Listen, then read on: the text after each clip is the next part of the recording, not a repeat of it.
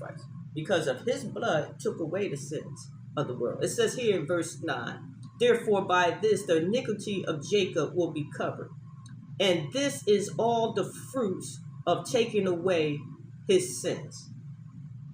When he makes all the stones of the altar like chalk stones that are beaten to dust, wooden images and incense altar shall not stand. Israel finally learned a great lesson, not to depend on idols that they made with their own hands, wooden images. God is not made with man's hands. Those are images, those are idolatry, and they put above the living God. They knew who God is, but yet and still they follow other nations and went a horn after other gods who are not gods at all. But they put their trust and relied on them. And God chastened them. Yes, he did. And they learned from that chastisement to depend on the Lord.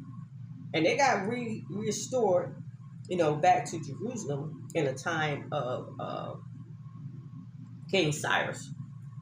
God stirred King Cyrus' heart up and had the children of Israel to return back to Jerusalem. First thing they did was build an altar unto the Lord, not an altar of idolatry. Because what God did was,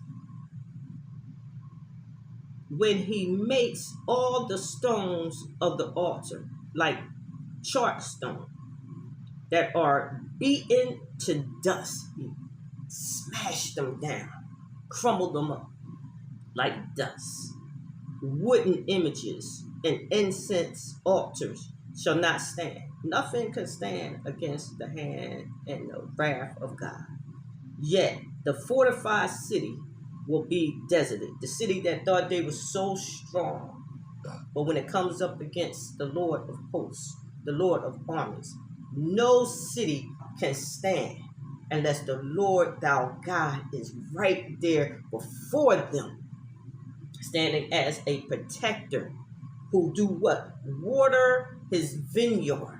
He protects it. He waters it day and night. He keeps it from all hurt and all harm. Isaiah sees this. It says, yet the fortified city will be desolated, the inhabitants forsaken and left like a wilderness. When God destroys this so-called fortified city that's dependent on himself, that built themselves up with pride and arrogance and self-reliance on himself, evil